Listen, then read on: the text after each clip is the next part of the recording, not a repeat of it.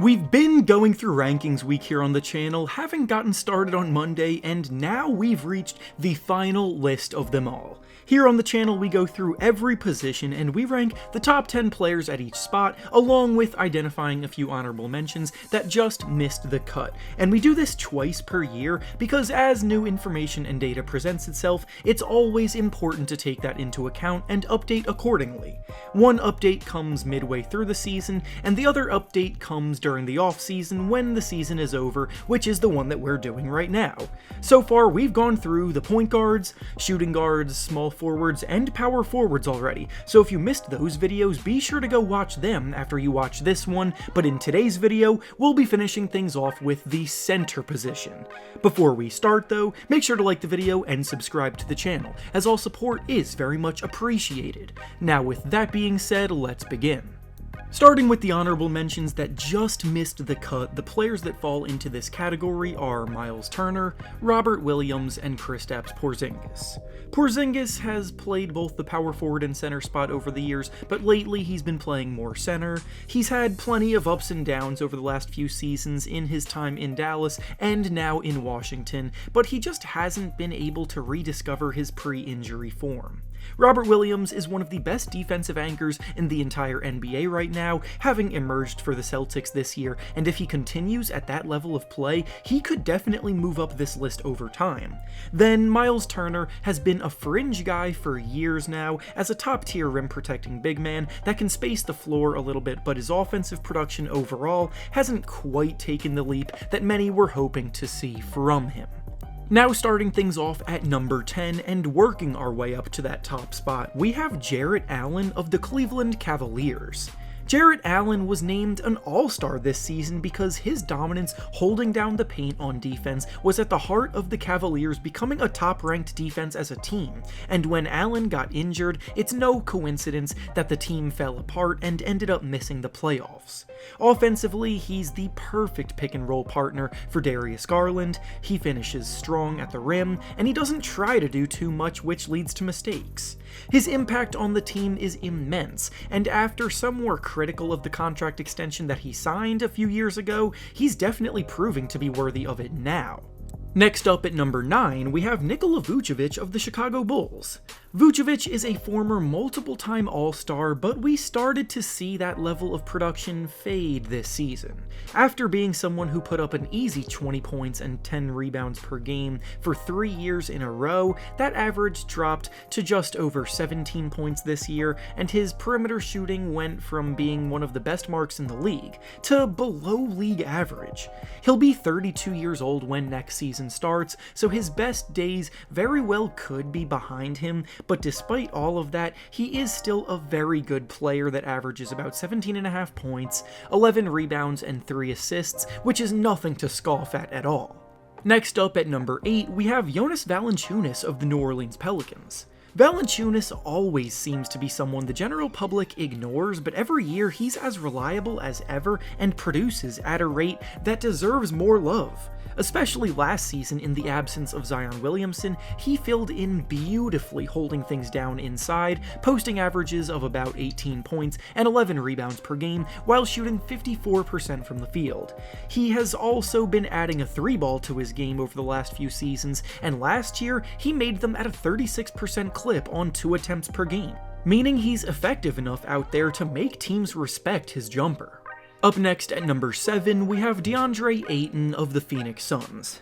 Ayton entered this offseason having everyone thinking he was about to find a new home, but then the Suns chose to match his contract, and now he's back in Phoenix. He's a fantastic defensive big man, he has a skillful face-up game, and he finishes well around the basket, but one of his complaints to the team is that the Suns don't utilize him enough, and I can't help but agree from his point of view. I would have wanted to see what he could have done on another team that would have featured him more, but unfortunately that won't be happening anytime soon, and he'll be back in probably a similar role in Phoenix again. Next up at number 6 is Domantas Sabonis of the Sacramento Kings. Sabonis is an offensive juggernaut who stuffs the stat sheet on a nightly basis. He's coming off of a season where he put up about 19 points per game, while also grabbing 12 rebounds and dishing out 5 assists, as he's one of the best passers at the center position as well. The Kings got a lot of flack when they traded away Tyrese Halliburton for him, but they want to make the playoffs as soon as possible, so next season there will be a lot of pressure on him to help deliver them that goal. Up next at number 5, we have Rudy Gobert of the Minnesota Timberwolves. Gobert has been the best defensive big man in the NBA over the last few years, and his multiple Defensive Player of the Year awards show that he has the hardware to back it up. He ranks near the top of most advanced analytics that demonstrate impact. His presence on the Utah Jazz consistently elevated the play of those around him, and the Timberwolves gave up a treasure chest of a haul for him in a trade because they desperately wanted to improve their defense for next season. Offensively, he's not necessarily a go-to scoring threat, but he won't need to be on a Minnesota team filled with playmakers and scorers. Next up at number 4, we have Bam Adebayo of the Miami Heat. Adebayo very well may be the most versatile defender in the NBA, as he can defend the perimeter as a big man better than any other big man can today, and on top of that, his defensive work inside is top tier as well.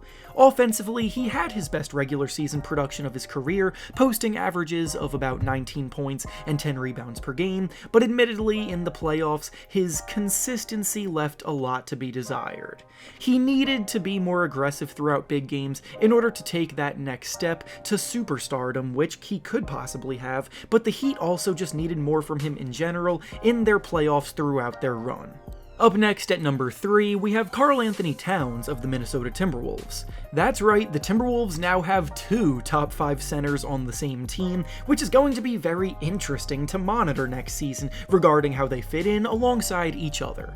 Towns has called himself the best shooting big man to ever play the game, which may be a stretch, but he is probably the best shooting big man in the game today and can score with the best of them.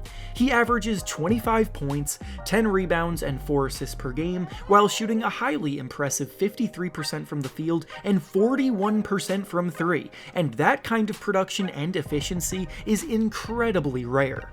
Now we arrive at the top 2, which is where all of the controversy lies, so while I know a lot of you will disagree with this, I have Nikola Jokic coming in at number 2. The top 2 finalists for the MVP award from each of the past 2 seasons have been Nikola Jokic and Joel Embiid, and the voters gave it to Jokic both times, but guess what?